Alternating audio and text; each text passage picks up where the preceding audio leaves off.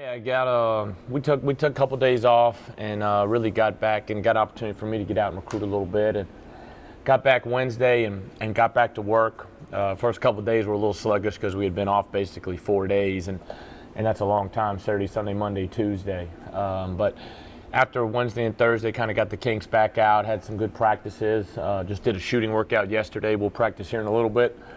And then going to do it a little bit different. Usually we practice, then leave. When we went to play Eastern Kentucky and played well on the road, we left right away because we had some power outage issues here in Murray. So we'll do that. We'll leave early tomorrow morning. We'll get over there and get a light workout up there at Missouri State, and then shoot around on Wednesday. And looking forward to the tournament. Last time I was up at Missouri State, I was an assistant.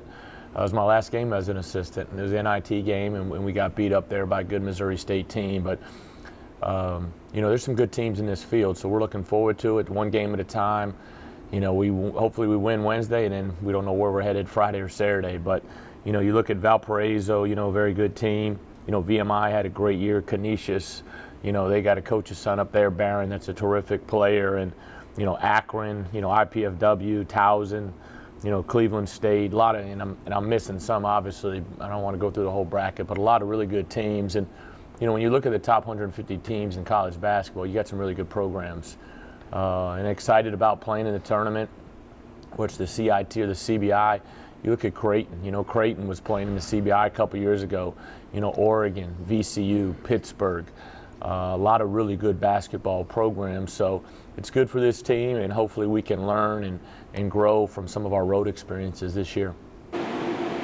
Talk about the mindset of coming back and disappointment of not even getting the championship game, and how you guys dealt with that early on, getting ready for this. Well, I think it all started at SEMO. We're a free throw away from winning a conference championship. One free throw, and basically it was the same scenario last year. A free throw probably puts the game away against Belmont in the championship, and in those two situations we're 2 for 9. In the Belmont 2 for 7 and 0 for 2 there. So the margin for error is very thin from seeking excellence and not winning championships. But we didn't play well. I did a poor job, especially in the first half. Eastern was they were really locked and loaded, I thought. And then I watched the Belmont game. I thought the same thing in the Belmont game. I thought they really, they had a lot of seniors. They had a lot of returning guys, and I thought they really raised their level up down there. And Coach Neubauer did a terrific job. And so they were very worthy of the 3 straight wins they had down there.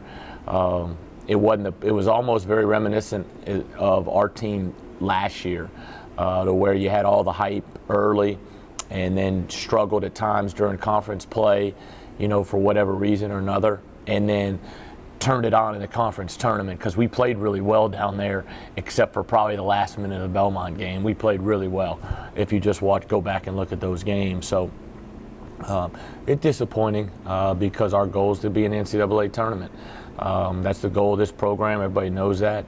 But also, you keep a level head about it and understand the situation each year is different, and that this tournament can be a positive. What would you do different in the first half? We played so well up there, and they've been doing the same thing for years. It's not like they just changed what they were doing. What they've changed over the last 2 years is how they guard, and we scored plenty enough points. We weren't locked into what we needed to do, whether it was helping off the 5-man against the back cuts, being underneath your man at all times so you don't get back cut, making sure you're shifting and help side. We didn't do that, in the first half. So if I had to change it again, just in the first half, probably would have switched ball screens a little bit earlier. We did all second half, but probably the last 10 minutes of the first half. I wanted to give our guys those first 2 media timeouts to work their kinks out, and going back that and maybe trickled in a little bit of zone. I don't like zoning them just because their ability to make shots, and I didn't want to give up open threes. But, one of those 2 things, if I had to do it over again, offensively, everybody screams the defense, but our poor offensive decision-making and turnovers gave up a lot of layups too, not just poor defense. Our poor offense gives people a lot of opportunities, and we can score, but we're hurting ourselves at times making poor plays. And there was many times in that game where it could have got to 1 or tied, and we make poor decisions, try to make the home run play, and we turn it over and miss shots, and that just kills you. You know, it's a 3-point game, and we turn it over, they get a layup and go up 5. You know, it's a 3-point game. We got a 2-on-1 break. We can go lay it in to cut it to 1. To where now, when they go 1 for 2 from the line, it's a 2-point game. So we got to get smarter. And I asked our guys what are the areas we need to get better at, and they know that. But that comes with experience, and it comes with me doing a better job and being more detailed. Of course, you're not going up there for just one game. Talk about the mindset now and winning the tournament, trying to win it. Yeah, you know, it's a tough field, you know, and you don't know where you're going. It's kind of like the old NIT model. You just, you know, hopefully we can, you know, win Wednesday, and then we find out after the game where we go. You know, whether it's Ohio or East Tennessee State or Wright State. You know, all those guys have had great years. You know, so we just want to win the first game, because I think once you win the first game, and whether it's the NIT, this, you know, the CBI, and then it's all right. We're in tournament play, and we're trying to win, and we're excited about it. I think that gets everybody's juices going, because the NCAA is such a special field. It's such a special week, you know, or couple weekends, that, you know, everybody wants to be a part of that. So, and a lot of times it's who's ready to play, and hopefully we'll be ready to play and excited to play. But our goal is to win it, but you got to win the first game to get to the second game. Any chance of you all hosting a second round game? No, we won't host. You know, I'm hopefully, you know, we could maybe, if we could win a couple games, then maybe I could sweet talk some people into maybe hosting a third game. You know, but when you get that far down, it also, you know, I don't know all how it works to where, hey, if these people have been hosting, they get to keep hosting, because, you know, it's harder who wants to host the first rounds. You know, everybody wants to host the 3rd, 4th, and 5th round, you know, so but we were unable to do it for the first couple rounds, and you know, maybe, you know, and if we could host, I would love to host. I think it'd be great for our guys. Did you try pushing to host one? Did you plead your case? No, not really, because it probably wasn't going to happen, just with the situation with spring break and in the resources right now. So it wasn't really, you fight the battles you need to fight. So that wasn't really one to fight. Now, if we can get to the next weekend, where we're down to the quarterfinals, then I'll probably try to, you know, push for that. You know, but you just don't know. There's no rhyme or reason for who gets to host, or the one thing different between now and this and the CBI is, if you made it advanced in the CBI, you're paying $60,000-$70,000 to host a game, and that's probably unrealistic. Here, the monetary value stays at a reasonable cost, and it never changes from round 1 to round 5. So that's why this tournament for us is more appealing. How much does it cost to host? I think $35,000. I think $35,000 or $36,000. I think. Talk about their personnel some, what you know about Missouri State. Jamar Gully's their best player, senior, kind of that 3-4 mid-major, tough. You can go big and play him at go small, and play him at the 4. You can go big, play him at the 3. You know, very good player. He's one that we've got to be really locked into. You know, we've got to think, do we need to double him, because he's a guy like Bradley, and the guys when we play Dayton, some bigger wings have hurt us, because our wings aren't big. We've got good guards, but we don't have that Denaro Thomas, you know, 6'5" wing. But Gully's good. You know, Reuter is a really good catch and shoot guy, and you've got to limit threes against him. I think those are two big pieces for them. Both their point guards are more drive and, you know, penetrate and kick guys, more so than jump shooters. And then they throw a lot of different big guys at you, that, you know, big physical tough guys. You know, Thurman is a skilled post guy. Pickens is another skilled post guy that can play the 4 or the 5 for them. So, you know, our ball screen defense, how we want to guard that, whether we want to hedge, whether we want to, you know, X on our ball screen with our post guys, whether we want to switch. You know, that's stuff we may want to change, and I may tinker with some stuff, whether it's zone or, you know, some of our 2-2-1 3/4 court press, just for some things that we can work on. What about how did the dynamic of their team change when they lost Marcus Marshall? He's only played in 4 conference games, and I just, so I haven't really seen him on tape because I've watched their last, 5 games or so, and I know he's one of their top players, obviously second leading scorer. So, anytime you lose a player of that caliber, it's going to hurt your team. But the Valley's a good league. Obviously, with Wichita State, they had Wichita State down 16 at their place. They've had good wins. They've beaten Old Dominion. They've beaten SEMO.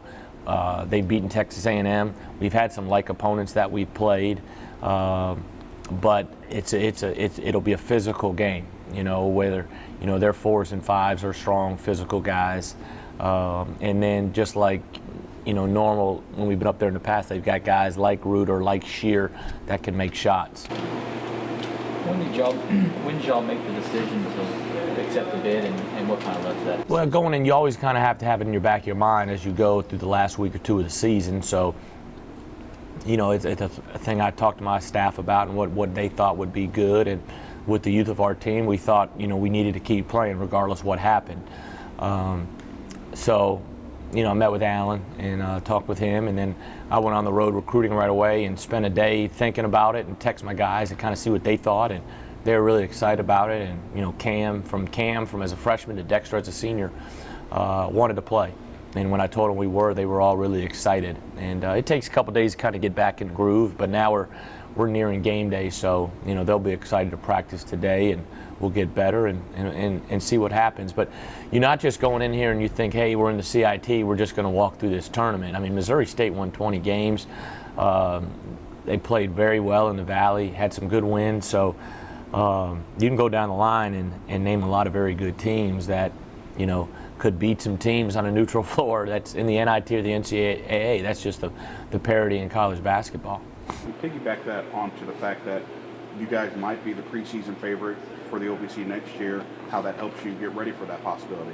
Well, that's what I talked to the guys about. I said, man, our everything's different now because nobody expected anything from us.